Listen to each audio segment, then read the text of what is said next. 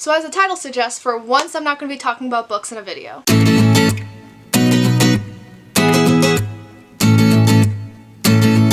Hey guys, what's up? It's Dom. Welcome back to my channel. If you're new to my channel, I make bookish content, travel content, and miscellaneous collection content. Today's video is going to be miscellaneous collection content because I'm going to talk about all the vinyl records I have accumulated since I started collecting them. So I started collecting vinyl records Christmas of 2018 when I received a record player for Christmas, and then my mom gave me a check and she's like, go pick out what vinyls you want, and the rest is history.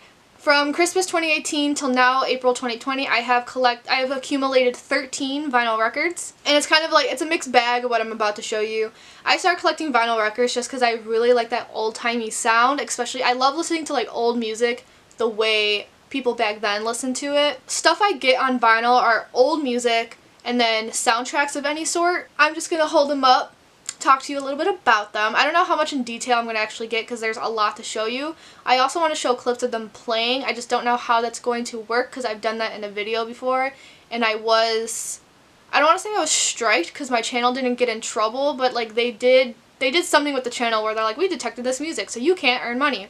I don't earn money from this channel anyway, but just in case, I'm going to probably speed up that, like, the clips about 10%.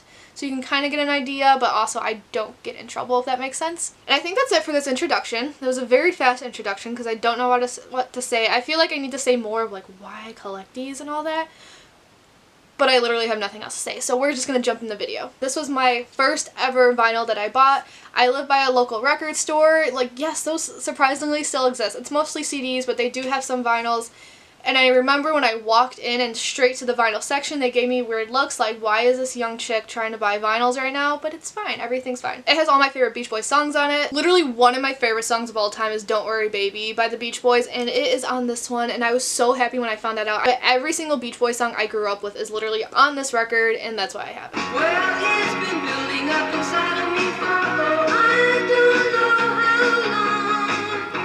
I don't know why, but I keep thinking something's bound to go wrong. Next we have Pet Sounds by the Beach Boys, and I wanted this just because it's considered their greatest album of all time and one of the greatest albums of all time, and also Wouldn't It Be Nice and God Only Knows is on it, and those are some other favorite songs I have. The rest I actually didn't know. I didn't know Sloop John B. I knew of another artist's cover of it. It wasn't the Beach Boys cover that I grew up with, but it still sounds really cool. And this one I keep on the background whenever working on something. I could be playing Animal Crossing, I'll be editing a video, and this is usually my go-to one to put on the background. I got this one for Christmas, this past Christmas actually, Christmas 2019. Me and two friends from college did a gift exchange, and one of them's a huge Beach Boys fan. So I had it, when I sent her my wish list, I had a feeling she would get me this. And sure enough, she did. Wouldn't it be nice if we were older and we wouldn't have to wait so long? And wouldn't it be nice to live together in the kind of world where we belong? Then we have With the Beatles by the Beatles. This is one of my like poorest sounding vinyls, because something I've noticed with a few of my vinyls, especially when it's modern day music, which is why I typically stay away from the modern day music vinyls, it's really echoey and like scratchy, and like not the good scratchy that I buy vinyls for. It's a weird scratchy, and like all the S's have lisp, and this one shows, but I also only paid like $15 for it.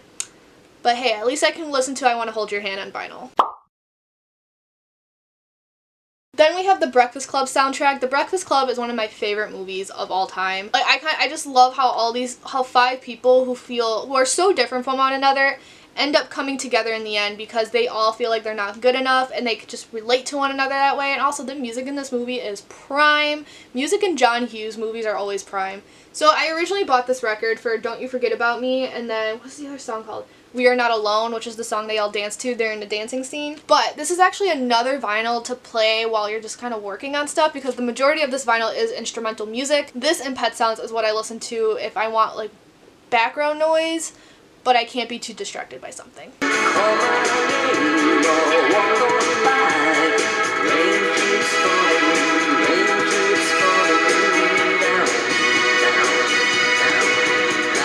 So the next one I'm going to show you is one of my favorite vinyls, which is Run Around Sue by Dion. I absolutely love the doo-wop period of like the late 50s, early 60s when it comes to music, and I absolutely adore this record. There's like one song I don't like, which is The Wanderer, which isn't, I know it's sad because that's one of his most famous songs, but Run Around Sue, Somebody Nobody Wants, Dream Lover, Life is But a Dream, Little Star, Take Good Care of My Baby, some of like the greatest songs, and I can listen to this vinyl whenever, especially when I'm in the dancing mood. If I ever want to dance, I put this one on. Here's my story, it's sad but true. It's about a girl that I once knew. She took my love, then ran around with every single guy in town. The next one I'm going to show is probably like physically the oldest vinyl. It's not the oldest, it's not like the one I've had the longest, it's just physically the oldest. And it's the Four Seasons Edizione d'Oro, which means the gold edition in Italian. The Four Seasons is my dad's favorite band. He had this vinyl back in the 70s, I believe it came out. I don't know if it came out in the 70s or 80s, but I know he had it when it came out, and it never released on CD because my dad likes to go with the times. He's a baby boomer, but has no desire to get a record player, and he was so shocked when I asked for one. And he was looking for this on CD, never happened until a friend found his old vinyl because he gave it to her. She found his old vinyl and then gave it back to him, but because he doesn't have anything to play it on, he gave it to me, and it really encaptures the sound I was going for, like that grainy sound. So because of how this sounds, I stand by the fact that like the older the vinyl, the better the sound you will get. And my favorite thing about this, that because of age and just the way it was handled over the years, it is warped, but it doesn't play like it is. I could see it, like it definitely like bounces across the system, but like it doesn't sound like it's warped. You know when a vinyl is warped because it will skip a lot. This one's pulling through. Sherry baby, Sherry, Sherry baby, Sherry baby. The next two vinyls I'm just going to talk about simultaneously because they relate to each other. So when I got laid off from my job, I decided to make a bunch of depressive purchases. I decided it was in my mental health's best interest. Was it in my wallet's best interest? No, but it's fine. So I bought two vinyls because they relate to one another, and the first one was the first Frozen soundtrack, and then the second one was Guessable. Is that even a word? Guessable? Did I just make up a word? I don't know. But it was the Frozen 2 soundtrack. Both of these sound kind of crappy, not gonna lie, but they were also cheap. Like, cheaper than vinyl, like the worst sound in my experience. They were only like $16, so I wasn't expecting anything major, especially this one. The quality on this one, whoever pressed it needs to reevaluate how they're doing their job, because whoever pressed the first one did a horrible job, and it sounds so bad, and I can't even play it loud. I do have to play it quietly so it doesn't bother me as much, but Frozen 2 was pressed a lot better, which I'm actually grateful for because I like the soundtrack better than the first one. But I felt weird getting Frozen 2 and not the first one, if that makes sense. Why did I even want these on vinyl in the first place? Because I was sad, and you know what, I needed to scream "Show Yourself" and "Into the Unknown" from the top of my lungs during that point in time. And while I listened to my other vinyls like 20 times each, I've only listened to these once. So was it a smart depression purchase? Come back to me in like 6 months and I can reevaluate that answer. Born of cold and winter air and mountain rain combining, this icy course both foul and fair has a frozen harbor mining. Where the north wind meets the sea, there's a river full of memory. Next we have the soundtrack for A Charlie Brown Christmas. I have to watch A Charlie Brown Christmas every year, and the music is so cute. And then I worked at Target for a season, during the Christmas season, and I saw that they were selling this. Like, vinyls are huge at Target right now. So I picked this up as soon as I saw it, and the music sounds amazing. And I feel like I'm kind of like, I feel like I'm in a jazz bar whenever I played this. This one I only strictly played at Christmas. I haven't played it outside of Christmas yet because, I don't know, maybe I should because it'd bring a smile to my face. But I feel like I'm in a jazz bar, and if that's the vibe you're going for, get this one. And then, like, if you've seen A Charlie Brown Christmas, you'll recognize every song in this album.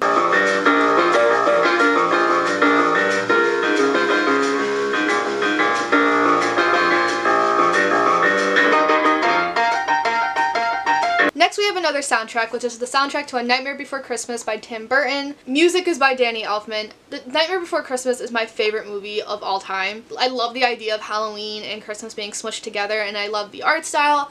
Because, I mean, like, watching the art style now, I'm just like, okay, it needs work. But, like, in 1993 when this movie came out, it was ahead of its time, and the music's really catchy. I know all the songs by heart. I know the dialogue to that movie by heart, because I was weirdly obsessed with it in high school. Truth be told, the reason I got obsessed with it in the first place was because there was a guy I liked in high school, and it was his favorite movie. So I was like, of course it's mine too, because it's relatable. And long story short, me and that crush never dated.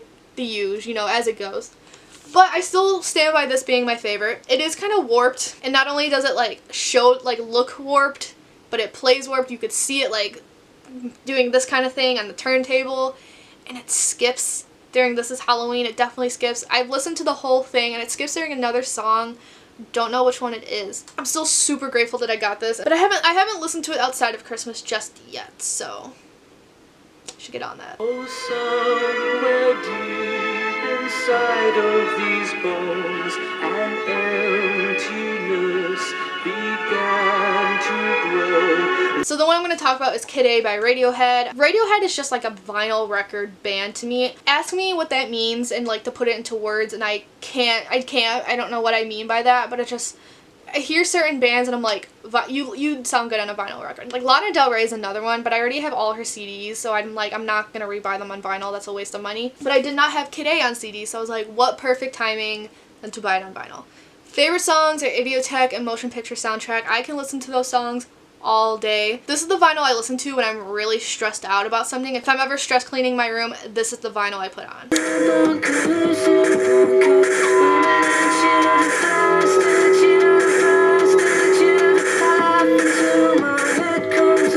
I also have the soundtrack to Wicked. This is the second vinyl I bought. I bought the Beach Boys vinyl first and then went back and bought this when I saw that they had it. Wicked is the second Broadway show I've ever seen. Jersey Boys was the first, and then this was the first one I was like genuinely obsessed with. So I just had to see it when it was in Chicago.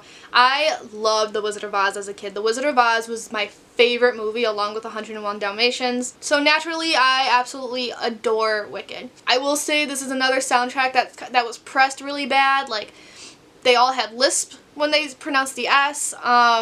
It's like really scratchy. When Glinda does her high notes, it kind of pierces your ear, but in a very uncomfortable way. So this is another one I do have to turn the volume down to get that noise level down. I don't know what the word I'm looking for is. It's not feedback, but that's the word I kind of want to say. But whatever. Do I still listen to this nonstop? Yes. No one's born a weekend. No one cries, they won't return.